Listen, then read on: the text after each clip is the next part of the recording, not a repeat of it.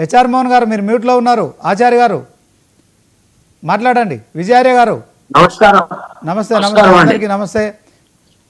So ఎట్లా చూస్తాం, మొత్తానికి అయితే వరదలు గతంలో లేనంత వరదలు వస్తున్నాయి. సో 40-50 ఏళ్లలో కూడా మరి ఆ పోచంపాడు లాంటి ప్రాజెక్టు పైనుంచి కూడా డ్యామ్ కట్ట పైనుంచి కూడా నీళ్లు ప్రవహించడం కావచ్చు. చాలా చోట్ల రైలు మార్గాలు కూడా తెగిపోయినాయి, రోడ్డు మార్గాలు స్తంభించిపోయినాయి.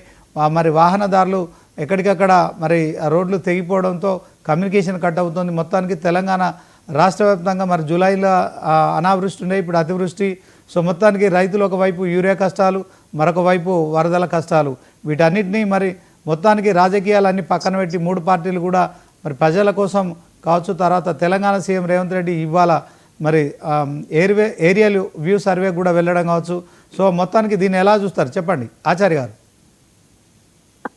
ఈ విపత్తు తెలంగాణ రాష్ట్రంలో అకస్మాత్తుగా ఏదైతే కామారెడ్డి ప్రాంతంలో వచ్చినటువంటి వర్షాలు కావచ్చు, ఆ పై ప్రాంతాలకు వచ్చినటువంటి వరద, ఇది చాలా తీవ్రంగా ఉన్నది. ఎందుకంటే మొదటి నుంచి కూడా కేంద్రం అలర్ట్ చేసినా కూడా ఈ రాష్ట్ర ప్రభుత్వం దీని మీద ముఖ్యమంత్రి సరైన విధంగా అధికారులని అలర్ట్ చేయలేదు. ఎందుకంటే మనం చూసినాం, ఎక్కడ ఏ సమావేశంలో కూడా ఎక్కడ కూడా కలెక్టర్లని వాళ్ళకు స్పెషల్గా ఫండ్స్ ఇచ్చి ఎక్కడ ఎమర్జెన్సీ ఉంటో అక్కడ చేయాలనేటువంటిది కూడా అది ముఖ్యమంత్రి మధ్యలో రాజకీయ టూర్లు, రాజకీయమైనటువంటి ప్రచార టూర్లు ఇవన్నీ ఉండటం వల్ల, ఢిల్లీ టూర్ల వల్ల వారు ఈ రాష్ట్రంలో ఏం చేయాలనేటువంటి విషయాన్ని మర్చిపోయినారు. ప్రతిపక్ష నాయకుడు ఉన్నప్పుడు చాలా విషయాలు ఆనాటి ముఖ్యమంత్రికి అన్ని విషయాలు చెప్పిండు, ఇవాళ అన్ని విషయాలు మర్చిపోయిండు అనేది మనకు చాలా స్పష్టంగా కనపడుతున్నది. ఇవాళ ఏరియల్ సర్వే చేసినా ఏది చేసినా ఇవాళ ఉదయం రాజ్నాథ్ సింగ్ గారు, అదేవిధంగా నడ్డా గారు, మా రాష్ట్ర అధ్యక్షులు, మా అందరితోటి కూడా మీరందరూ పార్టీ పరంగా మీరు అక్కడ ప్రజల సహాయ చర్యలలో పాల్గొనాలి. కేంద్ర ప్రభుత్వం, రాష్ట్ర ప్రభుత్వం ఏ సహకారాన్ని అడిగినా దాని అన్నిటిని కూడా మేము అమలు చేయడానికి సిద్ధంగా ఉన్నాము.